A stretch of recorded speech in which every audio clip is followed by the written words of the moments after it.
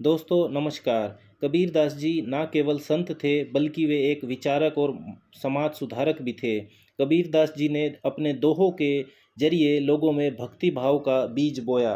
संत कबीरदास जी कहते हैं कि जब गुरु और गोविंद एक साथ खड़े हों तो उन दोनों में से गुरु को प्रणाम करना चाहिए, क्योंकि गुरु ही होते हैं जो गोविंद के पास जाने का मार्ग मनुष्य को बताते हैं।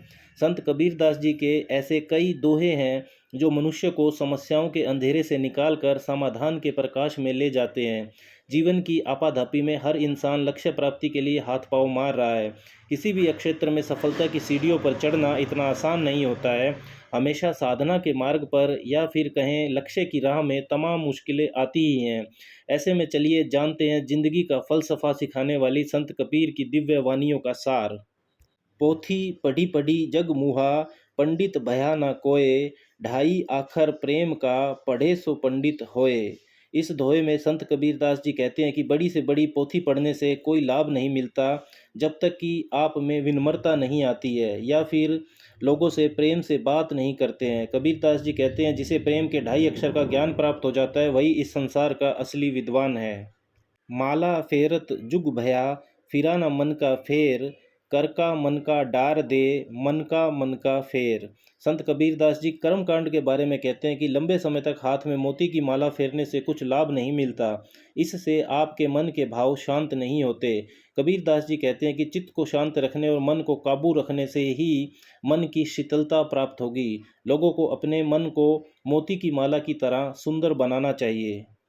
जाति न पूछो साधु की, पूछ लीजिए ज्ञान, मोल करो तलवार का, पड़ा रहन दो म्यान। कबीरदास जी जात पात का विरोध करते थे। कबीरदास जी का कहना था कि आप जिससे भी ज्ञान प्राप्त कर रहे हो उसकी जाति के बारे में ना सोचें, इसका कोई महत्व नहीं होता है। कबीरदास जी आगे कहते हैं कि तलवार का मोल तलवार के म्यान से अधिक होता है, क्योंकि तलवार का महत्व उसे ढकने वाले म्यान से ज़्यादा होता है।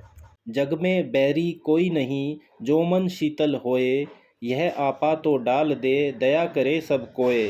संत कबीरदास जी मन की पवित्रता पर ज़्यादा जोर देते हैं। उनका कहना था कि अगर आपका मन साफ और शीतल है तो इस संसार में कोई भी मनुष्य आपका दुश्मन नहीं हो सकता है। लेकिन अगर आपके मन में अहंकार है तो बहुत से लोग आपके दुश्मन बन जाएंगे। आप समाज में खुश रहना चाहते हैं तो किसी को भी अपना दुश्मन ना बनाएं, सभी से प्रेम व्यवहार बनाए रखें, इसमें हर कोई आपका दोस्त बना रहेगा। गुरु गोविंद दोऊ खड़े, काके लागू पाए, बलिहारी गुरु आपनो, गोविंद दियो बताए। कबीरदास जी कहते हैं कि गुरु और गोविंद जब एक साथ खड़े हों तो उन दोनों में से सबसे पहले गुरु को प्रणाम करना चाहिए, क्योंकि गुरु ही गोविंद के पास जाने का मार्ग बताते हैं।